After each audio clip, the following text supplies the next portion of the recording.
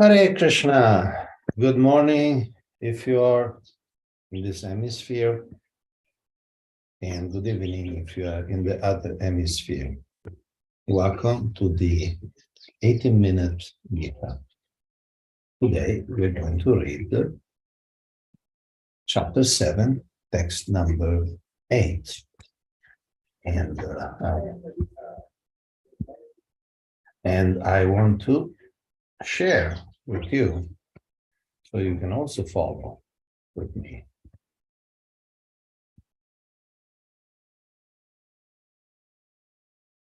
So did I say 7.8 or 7.9 today? Okay.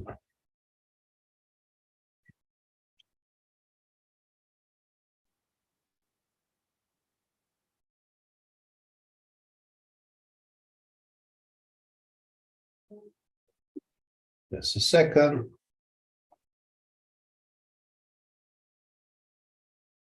So let's try again. Screen sharing. Okay. Bhagavad Gita 7.9. Punyogandha pratibhyam cha tejas chasmi vibhavaso jivanam sarvabhuteshu tapas chasmi tapas vishu. Punya, original, gandha, fragrance, pratibhyam, in the earth, cha also, tejaha, heat, cha also, asmi, I am, vibhava, so, in the fire, jivanam, life, sarva, in all, bhuteshu, living entities, tapaha, penance, cha also, asmi, I am, tapasvishu, in those who practice penance. And so I'm sorry if there's some sound. This is some workers cutting bamboos. There is construction going on here in Goda village in the holy land of Navadvip. Translation: I am the original fragrance of the earth, and I am the heat and fire. I am the life of all that lives, and I am the penances of all ascetics. Purport by Srila Prabhupada. Punya means that which is not decomposed. Punya is original. Everything in the material world has a certain flavor or fragrance, as the flavor and fragrance in a flower, or in the earth, in water, in fire, in air, etc. The uncontaminated flavor, the original flavor which permeates everything, is Krishna. Similarly, everything has a particular original taste, and this taste can be changed by the mixture of chemicals. So everything original has some smell, some fragrance, and some taste. Vibhava su means fire. Without fire, we cannot run factories. We cannot cook. And that fire is Krishna. The heat in the fire is Krishna. According to Vedic medicine, indigestion is due to a low temperature in the belly. So even for digestion, fire is needed. In Krishna consciousness, we become aware that earth, water, fire, air, and every active principle, all chemicals and all material elements are due to Krishna. The duration of man's life is also due to Krishna. Therefore, by the grace of Krishna, man can prolong his life or diminish it. So Krishna consciousness is active in every sphere. Jai Shri Prabhupada. So there are many themes here. Let's start with this of the life, duration. By the grace of Krishna, man, meaning human beings, including women, of course, can prolong their life or diminish it. Some of you are familiar with, say, astrology, and there is some indication of the time of death. At the same time, Krishna can change them. Not necessarily but Krishna can change. But can also diminish it. Because there's a saying, Rake Krishna Mare Krishna Rake Ke. If Krishna wants to kill you, who can protect you? Obviously, it's a rhetorical question. And if Krishna wants to protect you, who can kill you? Ultimately, everything in the universe is personal, meaning has a personal control. Mahadhyakshena, Prakriti, Suyati, Sachara, Charan, everything moving in a movie, Krishna says, acts under my adhyaksha, my supervision, which is very similar concept. Haksha means eyes, and vision means supervision, means also seeing something. So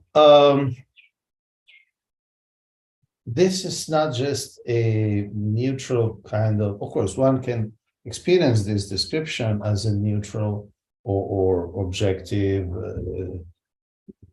meditation on God and just say, okay, everything is God, fine. One can even kind of lean towards a pantheistic point of view, unless this verse is taken into the context of the Gita. Krishna says also later on how he is in everything, but he is also outside everything.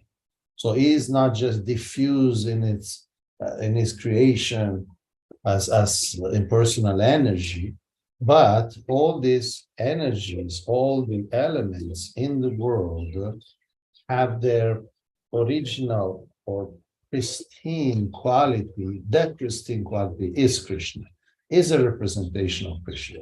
And of course, we understand it's not Krishna in his original form, Achintya Veda Abeda Tattva.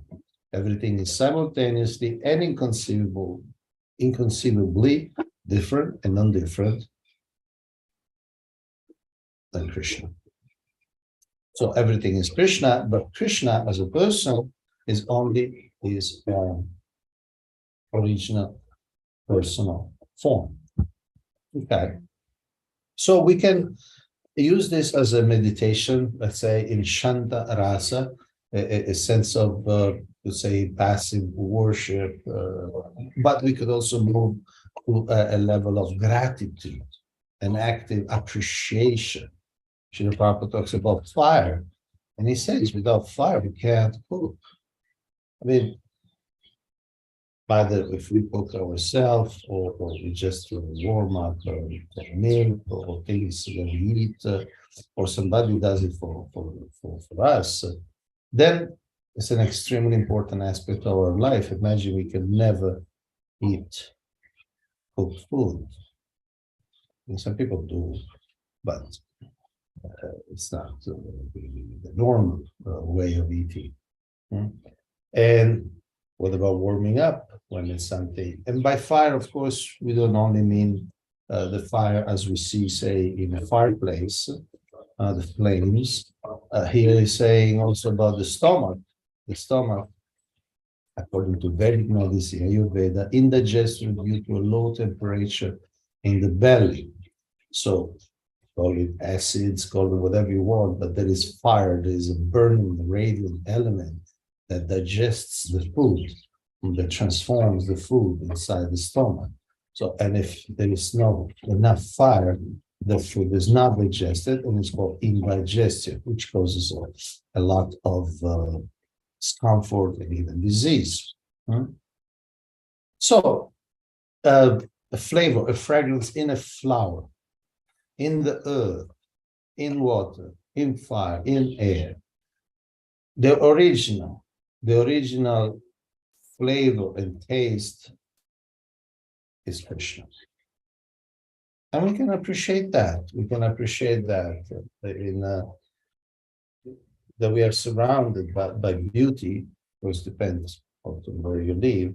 But there is beauty everywhere. There is strength everywhere.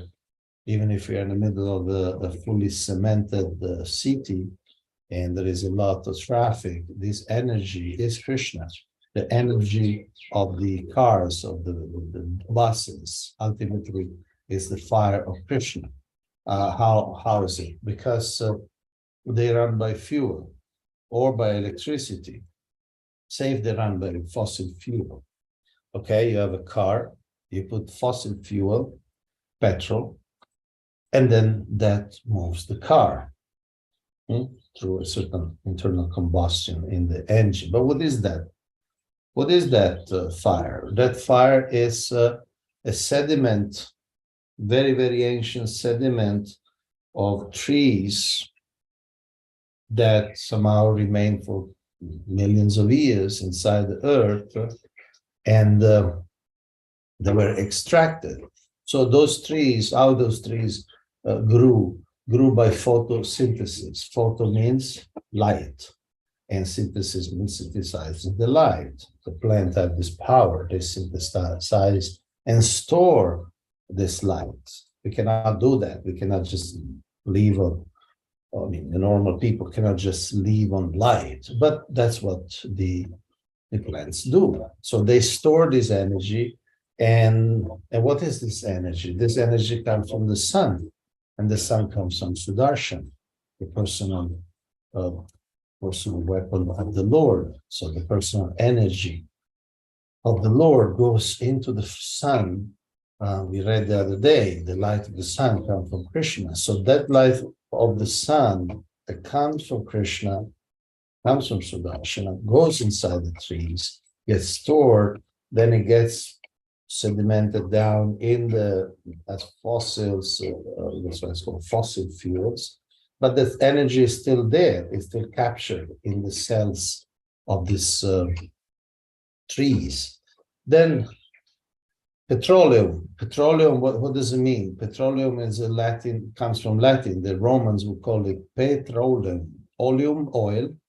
Petra means rock. So they would call these black things the oil of the rock.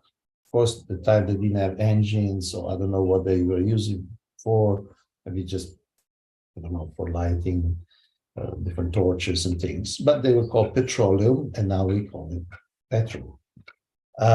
So even if you are in Chennai or Dhaka or Delhi or New York, and you are a little bit stressed by all these cars running around on fossil fuels, burning this fossil fuel, you can at least think, okay, but this energy that makes all this move is Krishna. It comes from Krishna, is stored in the trees, is extracted from the earth, and now it's expressed in this form of energy. So everything is Krishna, and everything what's needed is Krishna. I want to share a little story. Once I was in the Coromandel Express, this train that goes from Chennai to Calcutta. It takes 1.5 days, and so a lot of time on the hands. So they sell these peanuts. Some people come and sell peanuts. So I was eating some peanuts, and there was a little beggar there. So at one point, okay, it's a little beggar. I gave him a pack of peanuts, a little pack of peanuts, maybe 3 rupees. And I remember he was squatting near the door of the train. I gave him the packet of peanuts. He just took it and did not express any form of gratitude. And I was surprised. I mean, I wasn't particularly hurt or anything. It's just a little beggar boy. But I was surprised how a human being, in this exchange between two human beings, this other human beings, the beggar, did not acknowledge the kindness, the small generosity to get all this peanut bag, but did not do anything, not a smile, not say thank you, not a nod of the head, none of the body languages or sounds that correspond to gratitude, which are pretty universal. Hold the head, thank you, smile. And I was surprised because I felt anthropologically it was unusual. But then I thought, well, actually, we, so Actually, we do the same all the time with God. We receive so many things, and we don't offer it back. We don't recognize it from God. We see the light of the sun today, for instance. Here is 7 o'clock. There's a light that